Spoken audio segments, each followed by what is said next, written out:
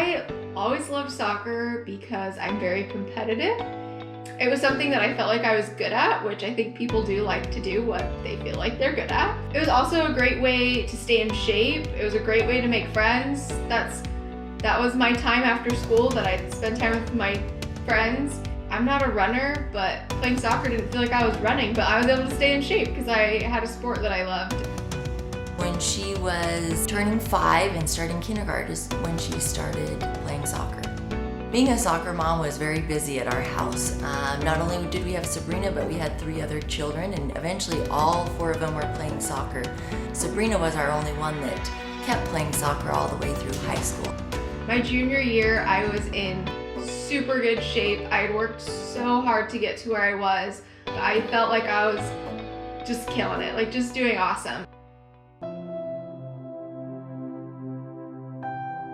In the very last game of the season, my junior year, so it was the state tournament, I just remember playing as hard as I could, and I worked so hard, and there was a penalty kick.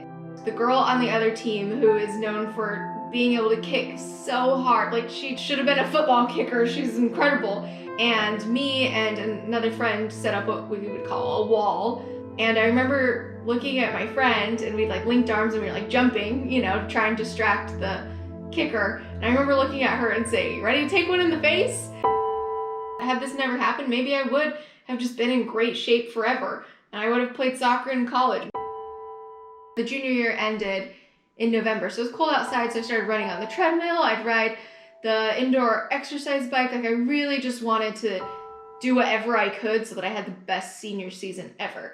It was between my junior year and senior year that I started having issues. So I remember going to our athletic trainer. I remember he had me like take a little bit of time off from my running and training off season. It was just mainly at the bottom of her feet, so the obvious first place for us to go was to a podiatrist, and he said that he thought that she had plantar fasciitis and that she needed really good shoes.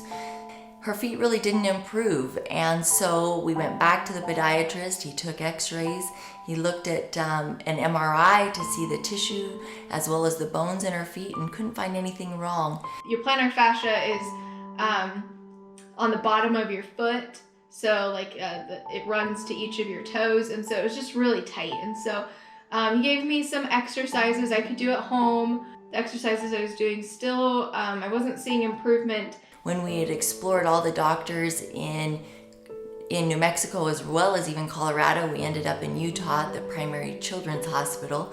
We saw a neurologist and a rheumatologist there, and they thought she might have what was called complex regional pain syndrome. And so they put casts on both of her feet to try to retrain her brain of what pain really was, because nobody could find anything physically wrong with her feet. That's definitely when it was the worst, is a couple months in, when I started to not get answers. Mentally, that was exhausting, but also physically. I was in a lot of pain all day, every day, and that was really challenging. At this point, it had been 4 years since she started having the pain in her feet, and we didn't know what it was. We invited a couple families over for Sunday dinner, and 2 of the ladies at dinner said that they had used a chiropractor up in Park City named Dr. Nielsen. I talked to Sabrina because she was having such a hard time that she didn't want to go to see any more doctors, and I said, "Sabrina, this might be it. Let's give it one more chance." And so reluctantly, she agreed to go to Park City to see Dr. Nielsen. He looked at my timeline of, you know, when I started having pain, and he went to the very beginning. Rather than looking at me as just a bunch of symptoms, he backed up to where it all began.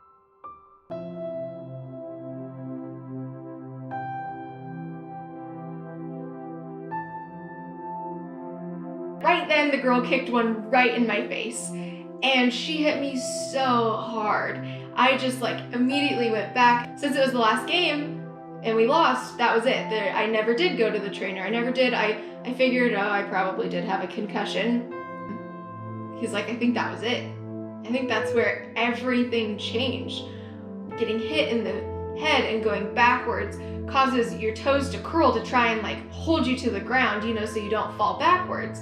And in that moment, the plantar fascia was tightened because I had tried to cling forward to not fall backwards. But in that exact moment, I got a concussion, which was diagnosed as a traumatic brain injury.